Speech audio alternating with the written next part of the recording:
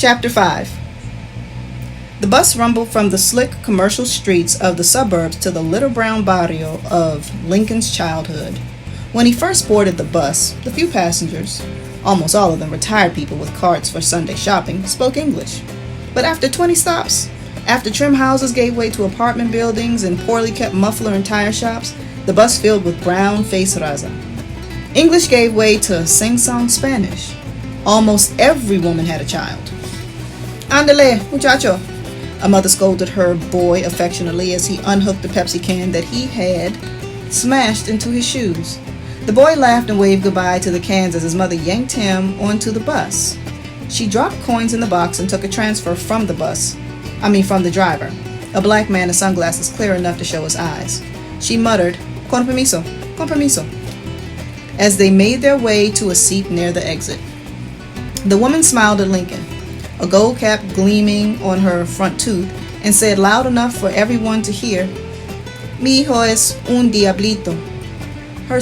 My son's a little devil. She patted her lap and the boy leaped onto it.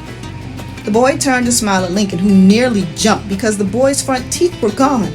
That reminded Lincoln of himself when Tony had kicked his front teeth out going down the slide. Lincoln thought of Tony. He had called early that morning while Lincoln was still in bed curled into the warmth of his blankets. Tony's voice had seemed urgent. Link, you gotta get down here, he had said. What's up? I can't tell you why, I say. You gotta see for yourself. You owe me $2, Tony. Remember the Niners game? Yeah, I'll pay you, but you gotta check this out. So Lincoln had boarded a nearly empty bus that slowly filled with brown people, while his mother had breakfast with Roy. Last night it was Thai food with Roy, and this morning eggs Benedict at a fancy restaurant in Palo Alto. Last night Lincoln had told his mom that his toe hurt, and he wanted to watch a video and suck up a bowl of top ramen noodles with Flaco at his side. This morning he told her he wanted to see Tony to kick around the Mission District. Lincoln stared out the window. He saw a dog carrying a fan belt in his mouth. He saw a kid burst a light bulb against the ground, his hands pressed to his ears. He saw a man with a shopping cart brimming with crushed aluminum cans. He recalled the Pepsi cans the little boy had left in the gutter. He looked over to the mother and the boy, but they were gone. A vato loco sat in their place, a knee going up and down to the rhythm inside his head. A tattooed cross darkened his wrist. Lincoln got off the bus and walked towards Tony's house on Day Street. A man with sores on his face, the color of crisp bacon, asked for a handout, but Lincoln shook his head and looked down as he walked by. You know about it one day, the man muttered.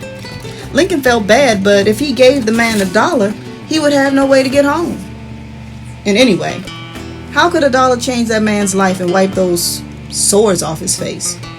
Lincoln stopped in front of Discolandia and searched the window display for a record for his mother.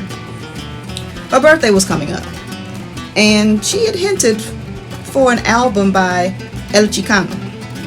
He cupped his hand over his eyes and looked. But what caught his attention were 3 men in the back. They were playing cards. Poker, Lincoln figured. The tips of their cigarettes glowed. Lincoln stepped back and looked at his watch. It was 9:30. He continued walking in the direction of Tony's house. He was happy to be in the old neighborhood. Tony answered the door on the first knock. He was dressed in sweats, with gym shorts on the outside. His sweatshirt had a champion spark plug on the front, and his Giants baseball cap was turned backwards. Link, no hables fuerte. Don't talk so loud. Mom's on the phone. I didn't say anything, Lincoln whispered as he walked into the house. Who's on the phone? Some dummy's trying to sell her encyclopedias, but she's saying that she got no kids. That's weird, Lincoln thought. Telephone salesmen were hitting on poor people too. He had thought it just happened in his new neighborhood.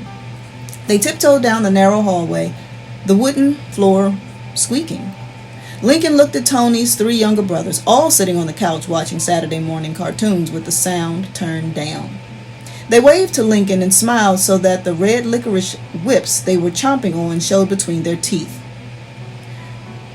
The littlest one put a finger to his lips and said loudly, "Link, don't make no noise. Mama's on the phone." Everyone hushed him, and his hand went to his mouth as he muffled a giggle. "Why don't your mom just hang up?" Lincoln asked. "Mom's too nice. She should tell a guy to get lost." The two of them went into the kitchen where Tony's mother was ironing a shirt and saying into the telephone, "I got a lot of books, young man, and the library is down the street, not far. It's open all the time." Her hair was piled with blue curlers and her forehead was smeared with white beauty cream.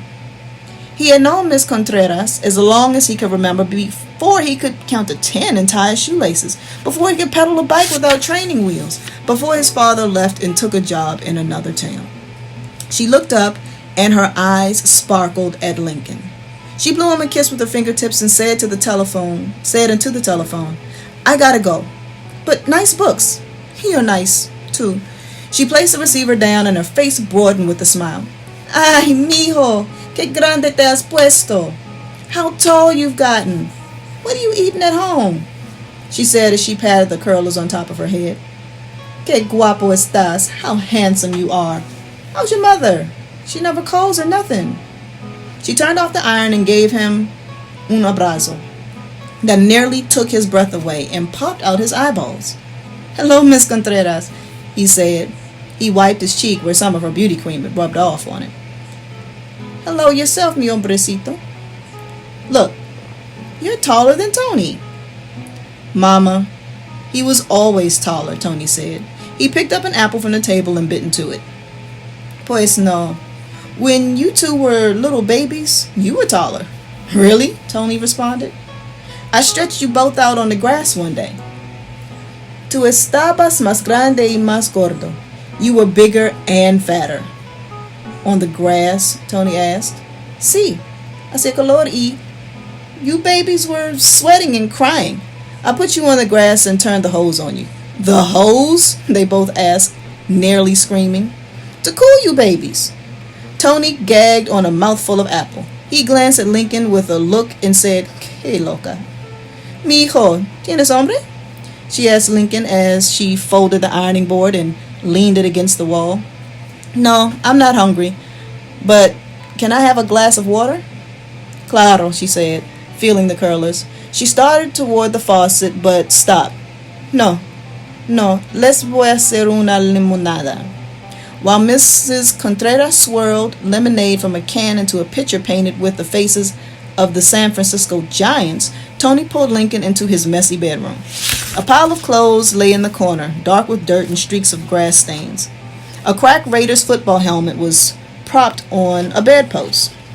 His chest of drawers gleamed with baseball and basketball trophies that belonged to him and his older brother, Fausto, who was away at college. Tony tossed the apple onto the chest. "Link, you know when your house was ripped off?" "What about it?" Tony closed the door. "Dig this. I know where the TV is." Lincoln knitted his brow. He picked up a baseball from the floor and scratched at the already ripped seams. "Charlie," he said, incredulous. "Are you making it up?" Tony picked up his pajamas from the floor. No es en serio." I hope I'm saying it right. "You know that thrift shop on Dolores near the church? A Viejo runs the place." Lincoln had passed the thrift store 100 times on his way to and from Franklin. He had even brought his mother a swivel lamp there for a birthday. "You jiving me?" Tony assured him he wasn't. He had been in there yesterday looking for forks. "Forks?" Lincoln asked. "That's weird." "They're for Mom. We lost a bunch. The ones Dad got her for Christmas from the Price Club. Fausto took them away to college. He didn't even ask Mom. The jerk." Lincoln let the baseball roll out of his palm and it raced under Tony's bed like a mouse. In his mind, he could see his TV sitting among the piles of old records, clothes, busted toys, chipped plates and cups, and scuffed shoes that stank of asphalt and dead grass. He could see the owner sitting at his lazy boy recliner,